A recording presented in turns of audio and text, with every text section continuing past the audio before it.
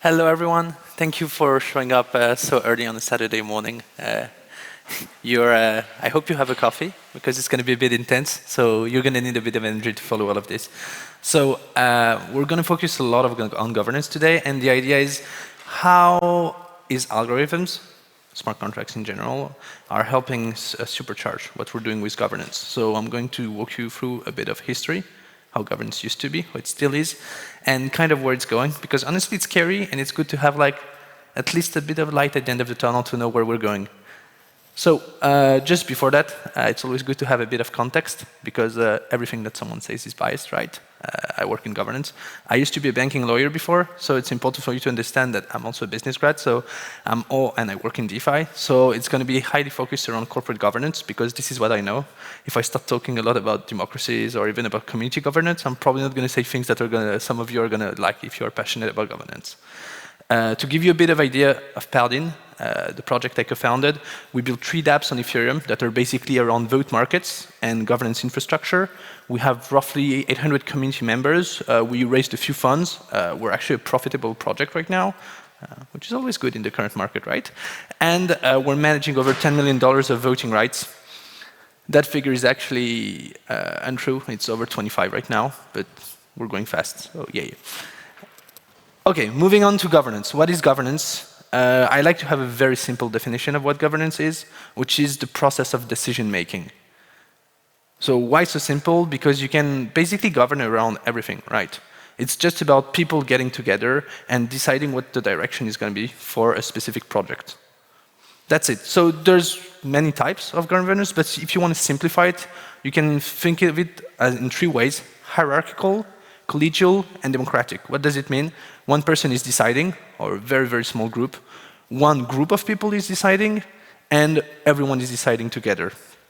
So we can see that depending on the different structures, for example, companies tend to be hierarchical, states tend to be democratic at the bottom and collegial at the top. And this is super important to understand because it changes the dynamic of how the decision-making process happens. We're going to see why it's actually very interesting, because if you look at corporate governance is actually quite new, because companies are only at 300 or 400 years in terms of entity. They're quite young. So just to give you an idea, we saw them actually almost 500 years. Yay. But they appeared in the 17th century when states realized they needed a lot of money to actually do the explorations. So they started building entities that would basically be able to attract speculation and enable them to finance all of these expeditions. It changed a lot with the United States, especially during the conquest of the West, because the state wasn't really present at the time, so corporations were ruling a lot some places during the conquest of the West. And it changed again during globalization, because companies went from very local to global. And that's actually very important in terms of to understand how big the current companies are and the way they're structured. So most companies are structured the same way they were 200, 300 years ago, but they actually change scale and they're as big as states now. So that's why you see like some CEOs that are extremely powerful, because they don't have the right organization compared to the actual size. So I just wanted to give you an idea of how it works in corporate governance, and now onto democracies. On the side of political governance, I think it's important to see how it works, specifically what's working and what's not working, because we are in times where there's a lot of unsatisfaction towards what's happening in political democracies. So what's the problem? And this is actually a picture that was taken last week in Paris. It's not that low. The problem that we see right now is that there's a lowering problem of participation. It's also true in corporate governance, and it's extremely true in crypto. There's also something that's simple, is that you're prone to sabotage, in the sense that people can very easily come in and try to break the system from internally, because it's a human system. It's just social engineering, right? And the second thing is that it's inconsistent. If you look at politics, elections happen every 4, 5, 6 years, 7 years, depending on the countries. And usually they change sides. Democrats, Republicans. Democrats, Republicans. So what happens? You don't have a correct line of direction over the course of decades, simply because politics keeps changing of sides. So what we're actually seeing is that there's a huge loss of trust in the model, slowly but surely. So we went from, for example, monarchies to republics, and now we're saying, hey, what's next? Because nothing is eternal. So what's coming next? And the truth is that it's a bit scary what's coming next, because what's coming next is actually algorithmic governance. So it's built on something That's called blockchains. I'm not going to teach everyone here what a blockchain is, but what's very, very interesting about a blockchain is simply the characteristic that you're switching part of the decision-making process by an algorithm. So you're saying, hey, out of all the decisions we need to take, part of it is going to be taken by a smart contract, and we won't have a choice because the program is going to enforce it. So what does this mean? It means that we can scale trustlessly. That's it. That's the huge value of blockchains. And that's why at the point, even when we had proof of work and it was consuming a lot of energy, people were ready to pay a lot. And people are still paying like $5, $10, $20, $30 just for a transaction in Ethereum. Why do they do this? Because it's a trustless system, and removing trust on certain decisions has a lot of value. If you think about finance, the number of banks that have fallen over the past month, and we're in Switzerland, right? I think no one here is educated, knows better than you guys about the topic. It's better if you know that the project is actually not going to default and go away with your money, right? So blockchain is about trust, paradoxically. It's the fact that you know exactly what's going to happen, because instead of trusting a human, which is unpredictable, you're trusting a contract, you're trusting an algorithm. So what's algorithmic governance? By now it should be, there's a slide that was skipped. It's okay. Algorithmic governance is doing the decision-making process, but replacing it with smart contracts or with algorithms in general. What does this mean? It means that in general, for example, you're going to rely on algorithms on your decision-making process. So for example, you're going to use oracles, and instead of having people saying, hey, I think we should do this because this is happening, you're just going to list, if X happens, we go in this direction. If Y happens, we're going to exit the funds from the project. If Z happens, we're going to give it back to users. And you don't have context, you don't have humans, it's just looking at values and executing. So it can be good, it can be bad. For example, if you look at the way we can do with lending, it means that the house will never fall, because theoretically it's always liquidating lenders before they're actually underwater. This is an example. Okay. For example, with liquidity. So again, Swiss project. I've tried to be thematic with the project, but it's interesting because we're on a governance talk, and we're actually talking about the most ungoverned project. Is it because it doesn't have governance? Well, liquidity actually has governance in the sense that there are decisions that are taken by the project, but they're just taken by the smart contract, not by the people. And this is what's interesting. It means that it's a project that is entirely run by its lines of codes. So all of the decision making, what happens, when do our users liquidated, or how do you pay them back, all of this is done by the smart contracts and by incentives. And this is what is really interesting, is that even when there's no governance, at some point, if there's no arbitrageurs, the system doesn't work. So in a sense, it's extremely hard to have a system that's going to interact with humans if there's no actual humans that are powering the system at some point. So instead of thinking about automating everything, we're ChatGPT era, right? Humans are going to be useless, ChatGPT is going to do everything. That's not how it works. Each time we have a new invention, what happens is that it's just a tool that people are going to use. So you're going to have a human that's going to be above, and that's going to operate it one way or another. And that's what you have with liquidity. You have users that are opening troves, and then arbitrageurs that are helping the peg be restored. Nothing can be entirely programmatic. And this is why, for example, I'm a big fan of Curve. Disclosure, we build a lot on top of Curve. Again, also a Swiss project, apparently. And the idea of what's happening with Curve, and that's very interesting, is that they have a programmatic system of emissions and of tokenomics. But what they do is they entirely rely on incentives for people to participate. And this is what is really interesting with algorithmic governance. It's just not about replacing some part of the of the decision-making process with smart contracts. It's also about building the right incentives for people to come in and interact with the contracts at a specific time.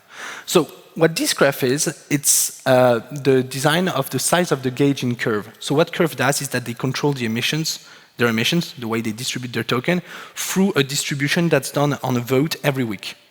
And this graph, the resolution isn't that great, I'm sorry guys, but it's just the different actors and how much of the share of the gauge they're having. And what's really interesting is that you can actually see the different wars, in a sense, happening, where people are trying to take control and then disappearing.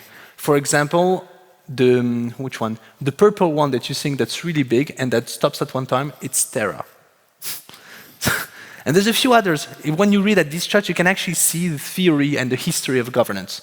And what's interesting is that at some point, the project stops paying incentives or disappears, people stop voting for it.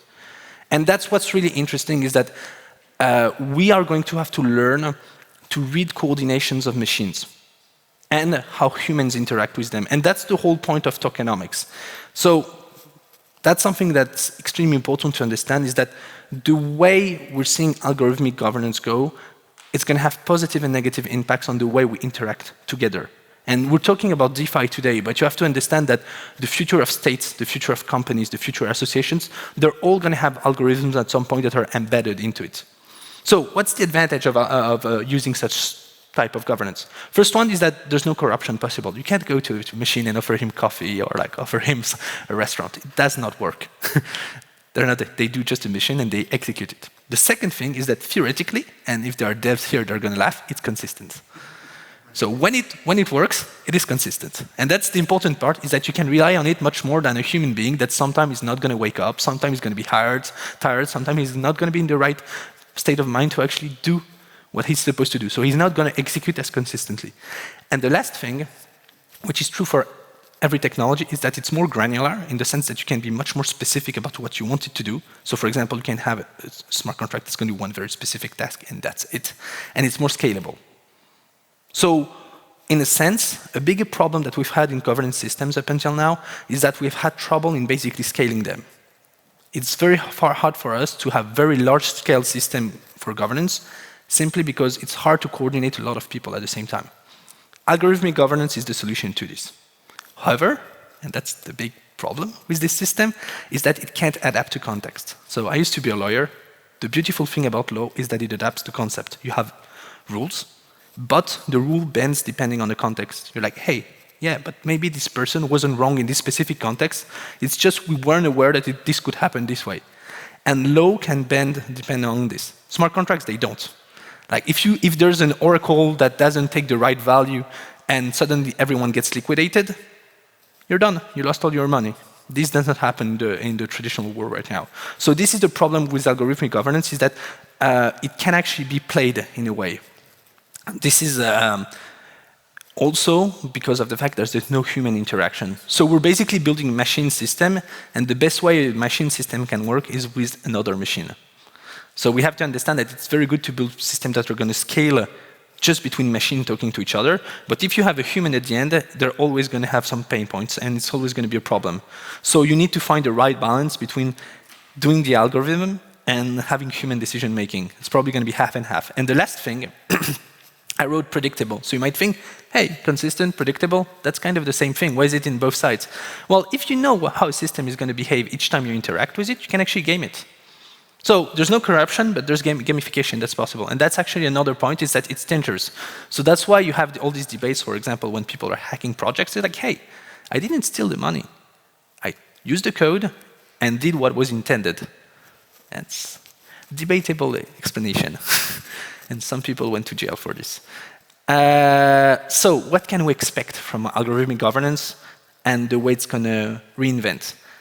I'm not going to tell you it's going to change everything. It is. But it's not going to change everything over our lifetimes. So we shouldn't worry about that. We should just worry about the ways it's going to change over the course of what we're doing right now. Why? Because all of this is basically going to change the way humans interact with each other over the next centuries. So your kids, I mean, for some of you that have tried ChatGPT, you're like, wow, what I've done over the past 20 years is useless. No, it's not true. But a lot of it is going to get basically change the way people interact with each other, the way people work. It's just going to change. So what happens here? First, we're going to automate a lot of intermediaries. That was the promise of crypto, right? But it's becoming clearer and clearer this is happening. So we're going to remove some banks, we're going to remove some hedge funds, and instead, it's just going to be smart contracts doing this. Two, we're going to reduce a lot of the quantity of number of people and the time dedicated to governance. Everything that's burdensome is going to be managed by algorithms, and everything that's important, everything that needs context is going to be managed by humans. So for example, you're probably always going to have a human judge. But instead, you're probably going to have someone that's going to be able to find all of the relative items and analyze everything that's actually happened, find the data automatically. So you're going to have automated oracles in the sense, but it's going to be limited on the real decision-making side that has impacts on humans. So we're basically lowering the quantity of decisions that need to be taken, but raising the the quality of the ones that need to be taken. And the last one, which is very important, we're lowering the human complexity. So you won't have 15 person you have to talk to, huge rule books. It's going to be much easier, but it's going to be much more technical. It's probably going to be IT. So if you don't know how to code, please learn how to code, because this is going to be a very important one. Yeah, that was the slide that was supposed to be at the beginning. By the way, some of these slides were done with Midjourney. Some of these slides were done by my designer. Some of these slides were done by myself. If you want the version at the end, you can have a look and try to find which one were which. So this is the important part. We've talked a lot about choosing between humans, between machines, algorithms. One important part is that we've been talking a lot about AGI lately. I think it's possible to have simply protocols that will be governed by this kind of AGIs. They will exist. You're going to have people who are going to try to bring them forward. And it's important to understand that these are going to be like subsets and parts of our society that are going to start appearing very quickly. So self-governed entities. And my take is that they're going to be pretty dangerous, especially at the beginning, simply because they will not have the capacity to enter enough context to be able to do the right decisions. So what's very interesting is that you will see no governance system that actually lasts over 500 years. Every civilization collapses, right? Because they evolve, and at some point they reach something that doesn't work. And it's going to be exactly the same thing with AGI. Simply because nothing is omniscient, nothing goes always in the right direction, so at some point they collapse. And why we should be careful, it's simply about putting them in the right place. It's a machine in the end. It only has the power that you give them. So, conclusion, and I think that's really important, we're all going to have to live with the fact that part of governance is slowly going to be replaced by algorithms. And I think it's really important that all of you appreciate what's happening and how you should prepare to it. So first of all, we're going to need to redefine a lot of the governance systems we have been doing up until now. And we're simply going to have to think about the scope of what we have been building, in what direction are we going, and how do we basically work less on this and focus on what actually matters, which are the important decisions. The second, I've mentioned it, learn to code. Learn to read the code, and if you don't, read the docs. It's when you go into a crypto project, a normal project always has documentation. Please go and read it so you know what's actually supposed to happen. Because if you don't, you will be surprised by the interactions. And the third thing is important, take the red pill. Simply accept that we're moving away from entire human-to-human interaction. It doesn't mean that we have to entirely stop. It just means that we already started. In a sense, most of human interactions are actually happening through machines today. Most of the compliments you're giving are actually for Instagram, when you're liking a photo. Much of the information you're gathering is not through conversation, but through reading articles, through watching videos. So we've already taken a step into this. The question is, how much of a step do we want to take into this? And personally, that's one of the reasons why I like crypto so much. It's that it's not about submitting to what's happening. It's about choosing the system you want to get into. And so if you don't want to get into the system that most of the people are getting into today, you can just create your own, fork it. That's it. Thank you very much. And if you have questions. Yeah, we have finance. So we actually have time for some questions if anybody has something they wants to talk to Romain about. Hi.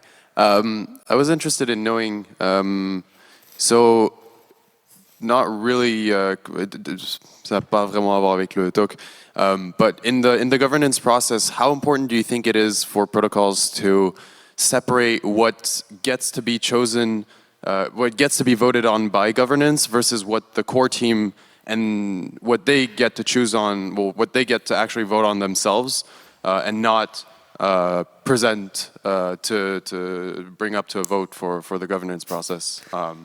So that's a very up-to-date topic, yeah, especially for us. But I think it depends on the maturity of the project. Early on, it's extremely hard to be simply very decentralized because you haven't distributed enough to be able to do this. The idea is to let go as you go. So I think a big problem in the projects we have seen, especially right now, is that they've scaled to a size where they're expected to have the resilience, the distribution, and the organization of a large-scale company, or even sometimes a small state. But in the end, it's just 3 people in a basement. So it kind of creates a dichotomy between both. I would say today, you need a technical team that's going to drive the project.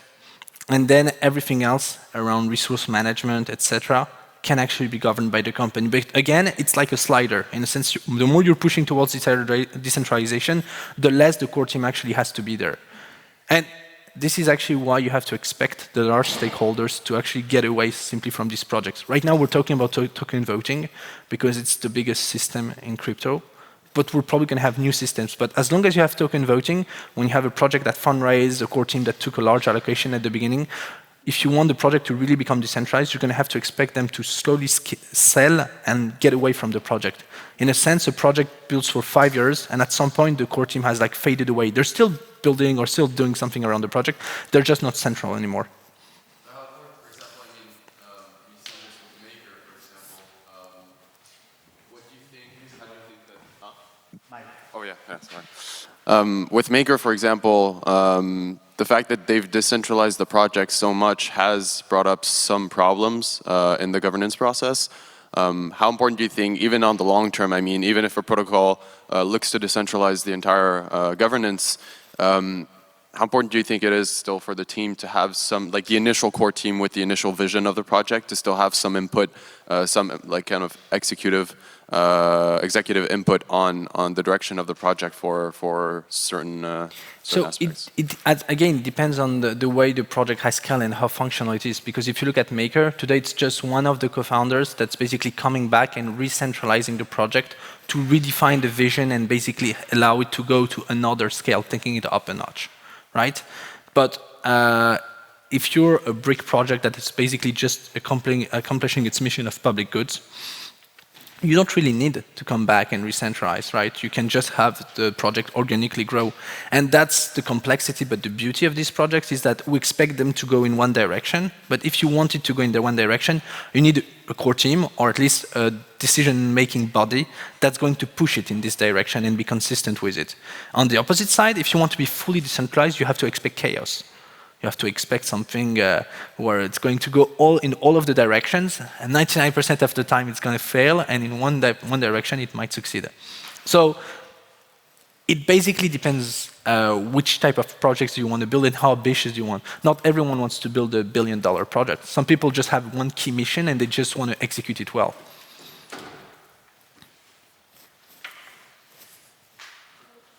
Okay, so I think we have time for one more question if anybody has one. Otherwise, I would have one, if you don't mind. Yeah. So I was just curious, you talked about how governance systems change over time and no governance system is eternal. So if we're in a period of transition right now, do you foresee in the future a scenario where we have, for large societal infrastructures and systems, purely algorithmic governance, or are we always going to be hybrid? No, I think it's going to happen, and I hope it's going to happen. If you look at, for example, this is very up-to-date in France, everything that's about retirement, right? This could actually be automated in the sense that you would actually be able to be an opt-in or opt-out system. You come in, you pay every month, you get points, and at some point where you stop, you just get an allocation that's just paying you back for the points you got. I'm just giving us an example. But in a sense, we already have some things that are pretty algorithmic because we're just following some specific type of rules. It's just that we haven't really expressed them through code entirely. And that's what we're going to see. It's probably going to be opt-in, opt-out system where people just come in. It's basically network states. One more, real quick. All right, the last one, keep it quick. How many people are actually going to be able to read the code? That's a good question. So I would say a growing number of people, because a lot of crypto natives are doing it today. Also remember that a lot of the younger ones actually learn coding at school. And the third thing is that today you can just use, like for example, something like ChatGPT and say, explain to me the code. So basically anyone can read the documentation, right? But if you can have software that actually creates the documentation,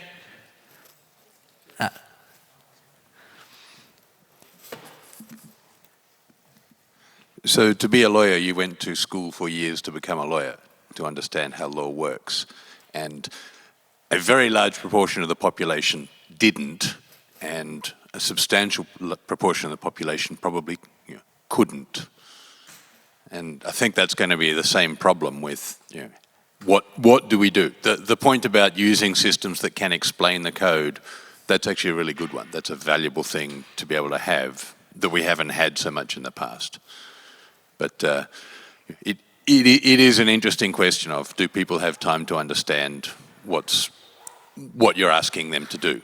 So that's the dramatic, and maybe I'm going to end with this and we can finish outside just for you guys not to be too late, but that's the dramatic fact about crypto and tech in general, is that we're erring towards complexity and inequality. Before it used to be where you were born geographically, in which family you were born, and the more we're going into the future, the more it's going to be around, hey, are you able to read code, understand what's actually happening? And you're seeing it today. I mean, there's a lot of 20-something people that have more money than 50-something people just because they play their cards correctly in DeFi. Or just they got lucky, right? So we're seeing something where inequality is moving to tech literacy. And this is extremely scary because if you're born in a place where you don't have internet or not, you don't have good access, you didn't learn to code, you're done. Right? It's crazy. Thanks a lot. That was excellent. Thank you.